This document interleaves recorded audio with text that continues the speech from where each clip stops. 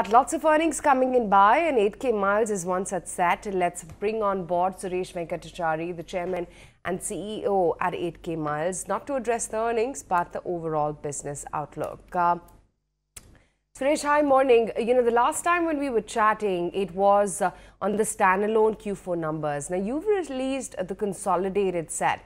What's the sequential performance that you witnessed in constant currency dollar terms, volumes, and the pricing trends?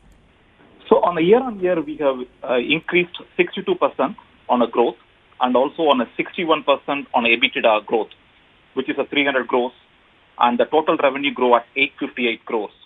On a sequential quarter, we grown, for this quarter, we have grown at 227 crores compared to 224 crores. However, our EBITDA has increased from 77 crores to 88 crores. So we continue to see the momentum in our healthcare and life sciences business that leads into our growth, and also our building the blockchain platform will yield more substantial revenues in the next 2 to 3 quarters. Could you give me some more numbers on how you expect the various segments to pan out over the next few quarters? Yeah. So the growth, we are looking at a major growth in 3 or 4 segments. One is the growth we are looking at as the EMR as a service, where we are hosting the electronic medical record or EHR as a service, which will be like a very long-term contract, between a 3 to 5 years contract, which is on a recurring revenue model. The second is on the cloud transformation business with the large enterprises. In the last quarter, we have won about 3 new accounts, which will yield a much better revenue.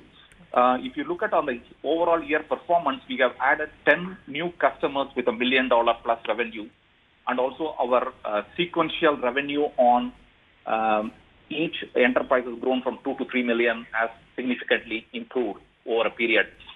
So overall today we have about close to 30 customers generating over $1 million revenue compared to like 18 customers last year. So we are seeing a growth in the existing accounts where we could able to grow significantly on the cloud transformation and managed services revenue. And we are one of the top next generation managed service provider rated by like Amazon and also by Forrester and other research companies. So which is leading into more recurring revenue for our business. Right. Your focus has been on cloud and automation to drive rapid growth. The earlier delayed reporting of results due to the first time adoption of the new Ind AS standard had stirred up investor concern on proper audit and practices as well as corporate governance. Could you clarify on those issues? Yes.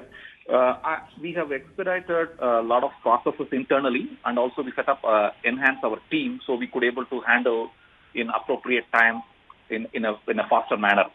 Going forward, we will able to ensure that these things are adapted.